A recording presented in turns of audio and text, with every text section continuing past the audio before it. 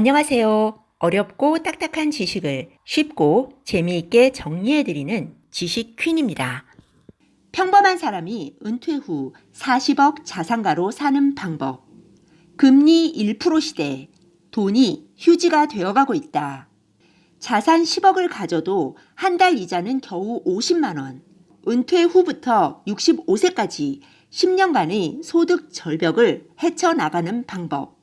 지난 영상에서는 저성장 시대가 오면서 소득의 중요성이 더 커지는 이유를 알아보았습니다. 결국 저금리 때문이었죠.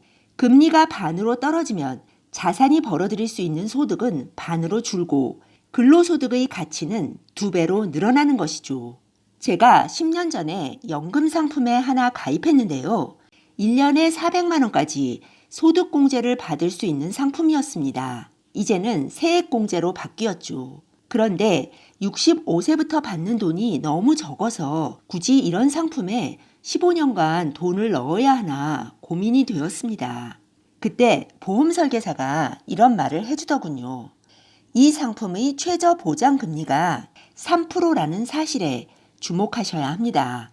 고객님이 연금을 받으실 때가 되면 이런 상품은 눈을 씻고 찾아봐도 찾을 수 없을 겁니다. 라고요. 그때 그분은 당시 시점에서 25년이 지난 후를 가정하고 이야기하셨던 겁니다. 그런데 불과 10년이 지난 지금 그 가정이 현실이 되었습니다. 지난 5월 28일 한국은행이 기준금리를 0.75%에서 0.5%로 0.25%포인트 인하했습니다. 한국 역사상 최저 수준입니다. 8, 90년대에 학교를 다니신 분들은 10%대 금리에 익숙하기 때문에 이런 상황이 매우 비정상적으로 느껴지실 겁니다. 그래서 조만간 금리가 바닥을 찍고 다시 오를 거라고 생각하시는 분들이 아직도 많습니다. 매우 안타깝게도 금리는 앞으로도 크게 오르기 힘들 것 같습니다. 한국 경제가 저성장 국면으로 진입하면서 저금리는 일상적인 현상이 되었습니다. 거기에 코로나 팬데믹으로 경제가 셧다운되자 미국 연준은 천문학적인 돈을 시장에 풀고 있습니다. 미국은 기축통화인 달러를 보유하고 있기 때문에 원하는 대로 돈을 풀 수 있습니다. 유동성을 아무리 늘려도 달러는 전 세계로 흡수되기 때문에 인플레이션에 대한 걱정을 많이 하지 않아도 되기 때문이죠. 물론 국가 부채는 늘어날 것입니다. 그런데 부채가 너무 늘어나서 재정 위기가 찾아오면 미국은 전통적으로 다른 나라와 전쟁을 일으키거나 신흥국의 금융 위기를 조장함으로써 부채를 해소해 왔습니다. 미국은 기축통화의 발권국이자 세계에서 가장 강력한 군사력을 보유한 초강대국입니다. 패권을 잃지 않는 한 위기를 일으킬 수도 있고 위기를 벗어날 수도 있습니다. 하지만 한국은 금리나 통화정책을 마음대로 할 수 없습니다. 미국과 유럽이 돈을 풀면 한국도 돈을 풀어야 합니다. 미국은 돈을 풀어도 달러 가치가 유지되지만 한국의 원화는 그렇지 않습니다. 풀린 돈은 외국으로 가지 않고 한국에 머뭅니다. 이 돈이 다 어디로 갈까요? 분명히 자산시장으로 가겠죠. 기업들은 이익이 나도 사내 유보금으로 쌓아두고 더 이상 투자하지 않습니다. 불확실한 환경에서 대출을 받아 신규 사업을 추진하지도 않죠. 개인들은 어떻게 할까요? 이제 은행 예적금 금리는 우대 금리를 합쳐도 겨우 1%입니다. 이런 상황에서 돈을 은행에 맡기는 것은 거의 보관의 의미밖에 없습니다. 돈은 주식이나 부동산 같은 자산시장으로 몰릴 수밖에 없습니다. 이런 상황에서 50대 중반에 직장을 그만두면 어떻게 될까요? 1억을 예금한다고 가정해 봅니다.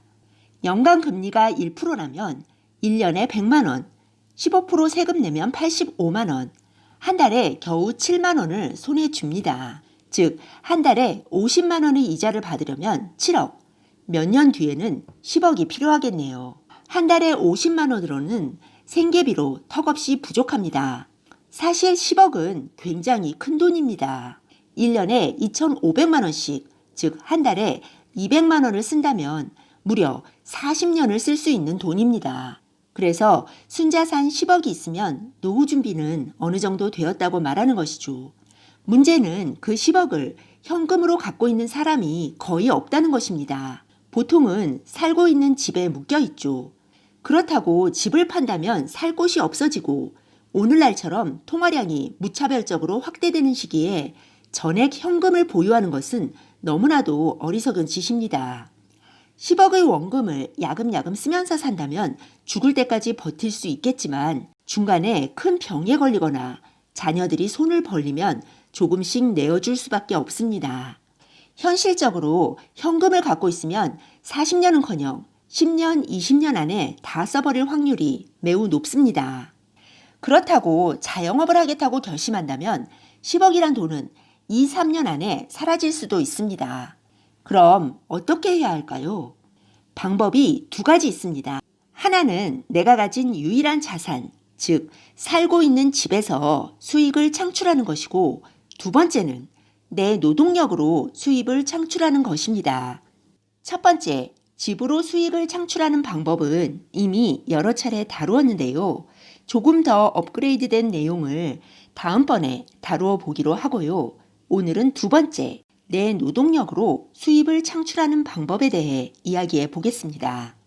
좀 전에 은퇴 후에 50만 원을 벌면 7억에서 10억의 자산가나 마찬가지라고 말씀드렸죠. 그럼 40억 자산가로 살아가려면 얼마를 벌어야 할까요? 놀랍게도 부부 기준으로 한 달에 겨우 200만 원을 벌면 됩니다.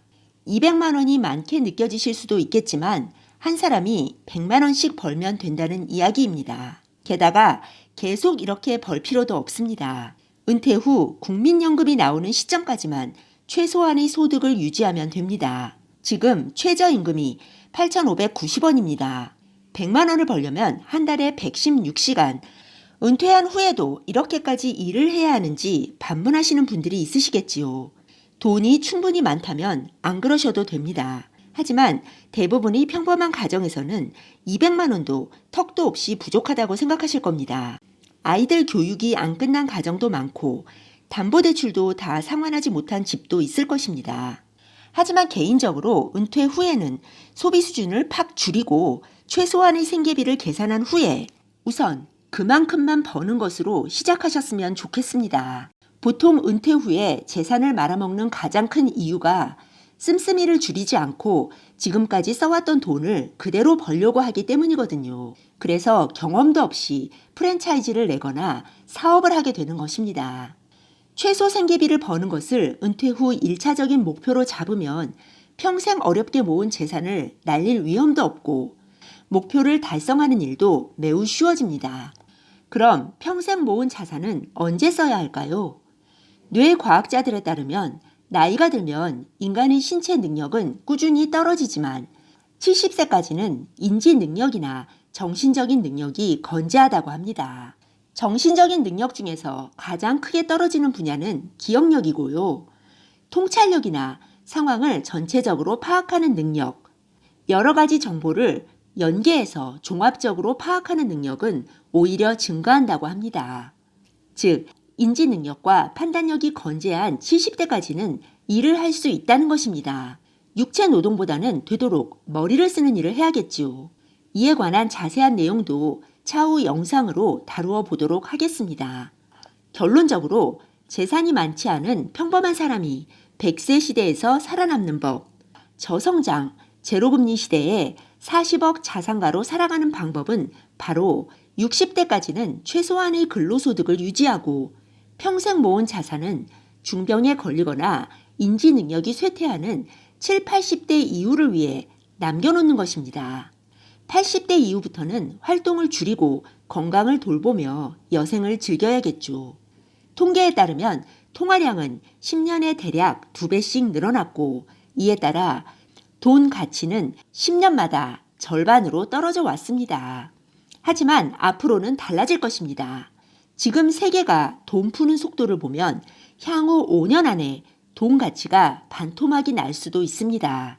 그러니 자신의 인적 능력을 최대한 유지함으로써 은퇴 후부터 국민연금을 받는 65세까지 10년간의 소득 절벽을 잘 버텨야 할 것입니다. 네, 오늘 들려드린 내용이 도움이 되셨다면 구독 버튼, 좋아요 버튼 꾹 눌러주세요. 그리고 알람 버튼도 꾹 눌러주세요. 지식퀸의 새 영상이 올라오면 제일 먼저 받아보실 수 있습니다. 감사합니다. 다음에 또 만나요.